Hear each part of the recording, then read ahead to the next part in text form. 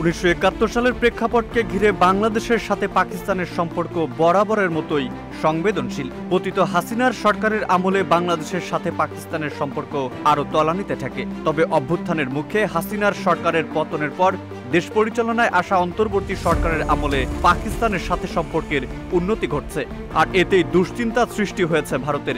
এমনকি ভারতীয় গোয়েন্দারা আতঙ্কে প্রমাদ গুনছে বলেও উল্লেখ করা হয়েছে। 18 ডিসেম্বর এক প্রতিবেদনে এই তথ্য জানিয়েছে ভারতীয় সংবাদ মাধ্যম আনন্দবাজার।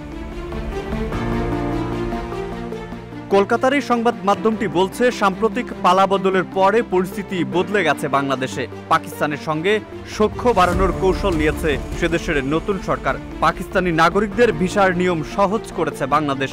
পাকিস্তানও বাংলাদেশি নাগরিকদের আরও বেশি সংখ্যায় ভিসা দেবে বলে জানিয়েছে।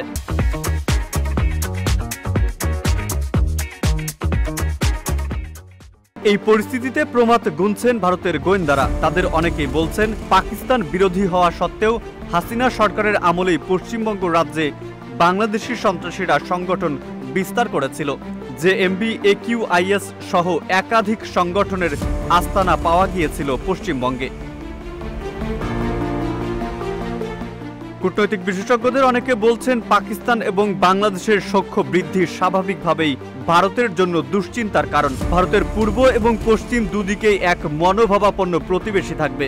এছাড়া এতদিন বাংলাদেশে জঙ্গি থাকলে সেদেশের গোয়েন্দা এবং সেনাবাহিনীর সঙ্গে সমন্বয় করে তার মোকাবিলা করার সুযোগ ছিল ভারতের। কিন্তু সরকারিভাবে বাংলাদেশে পাকিস্তানের প্রভাব বৃদ্ধি হলে ভারতের পক্ষে জঙ্গি দমনের সমন্বয় সাধন কার্যত অসম্ভব হবে।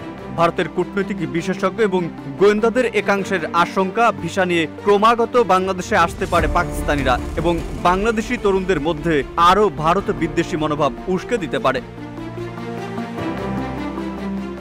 ভারতীয় গোয়েন্দাদের একাংশ এটিও বলছেন, ভারত পাকিস্তান সীমান্তে BSF থাকে, নিয়ন্ত্রণ রেখায় মোতায়েন থাকে সেনাবাহিনী। স্পর্শকাতর দেশ হওয়ায় নজরদারিও অনেক বেশি। কিন্তু বাংলাদেশ সীমান্তে উত্তেজনা কম থাকায় এবং ভৌগোলিক কারণে নজরদারি তুলনামূলক কম। যদিও গোয়েন্দাদের অনেকে বলছেন, সাম্প্রতিক পালাবদলের পরে বাংলাদেশ সীমান্তে নজরদারি অনেক বাড়ানো হয়েছে, তাই সীমান্ত পাড়ি দিয়ে কারো প্রবেশ করা ততটা সহজ নাও হতে পারে। তবে এরই মধ্যে পশ্চিমবঙ্গ রাজ্যে জাল পাসপোর্ট ও সরকারি পরিচয়পত্র তৈরির একটি চক্র ধরা পড়েছে, আর সেটিও চিন্তা বাড়িয়েছে গোয়েন্দাদের।